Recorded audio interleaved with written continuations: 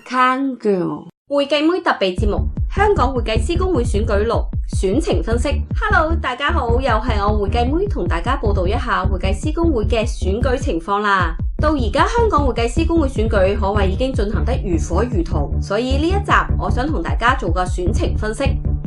會計妹大熱預測 PwC 嘅方允軒、Deloitte 嘅歐振興、國衛會計師事務所嘅鄭中正、前銀行家韋志堅同苗亮律師應該好大勝算。根據往績，5大中嘅4大同民主會計師票源最足，而鄭中正係票王，加上今年票源集中，冇攤薄效果，所以佢哋應該勝券在握。至於剩低個8位候選人嘅選情，等我哋先睇下廣告，休息下再返嚟傾啊。VTuber 會計妹特別報道，真會計妹潘文思怡參選會計師公會選舉，選情極度告急，未投票嘅朋友快啲去投票啦！好啦，睇完廣告，我哋而家分析下嗰8位候選人嘅選情，其中5位係建制派，3位係非建制派。我哋之前同大家介紹過，每位選民可以投7票，而建制派嘅候選人共7位。係希望傾向建制嘅選民可以全投7票，但係要攞足呢7票，談何容易呢？同樣地，本屆非建制候選人共6位，傾向非建制嘅選民又會唔會全票投俾呢6位候選人呢？而就算佢哋投足6票，都仲有1票剩，咁佢哋又會唔會將剩低個票投俾建制派嘅候選人呢？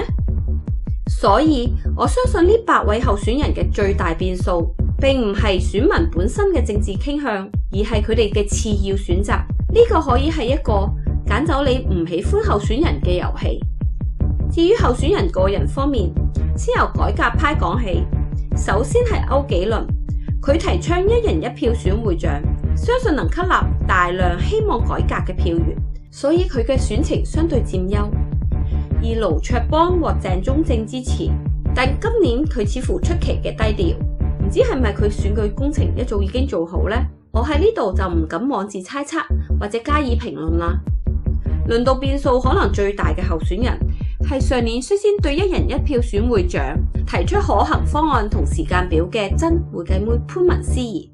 潘文思怡本身擁有5大背景，為業界中小行創辦人，有豐富商界經驗，首次出選時已經獲1000幾票，高票落選。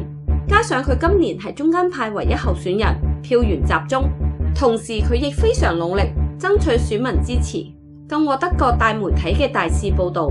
並且本屆潘文思怡更打着金民義選會長嘅旗號。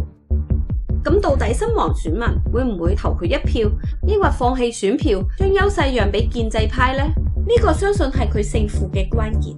最後講到混戰嘅建制派，講之前，等我哋先睇下廣告，唞一唞，休息下。好開心啊！突破咗150位啦！我會計妹喺全球 VTuber 排行榜已經突破咗150位啦。根據排行榜，我喺非日本 VTuber 中排第5，喺大中華區 VTuber 中排第1，實在可喜可賀啊！最後好多謝大家咁中意我會繼續努力噶啦。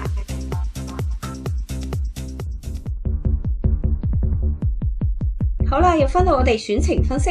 講到建制派，點解我哋話係混戰呢？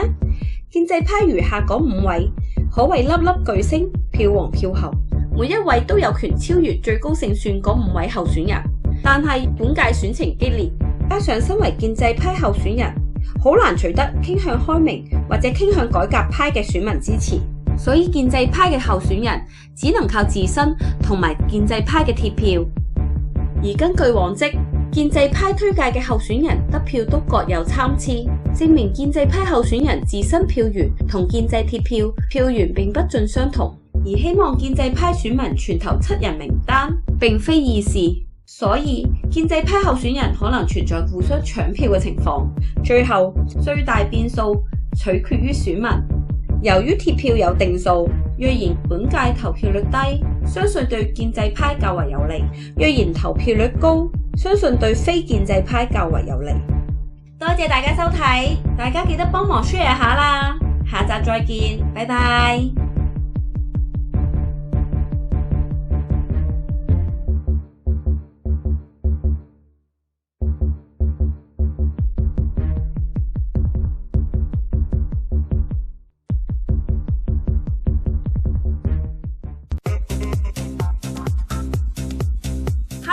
大家好，我係會計妹，我係香港人。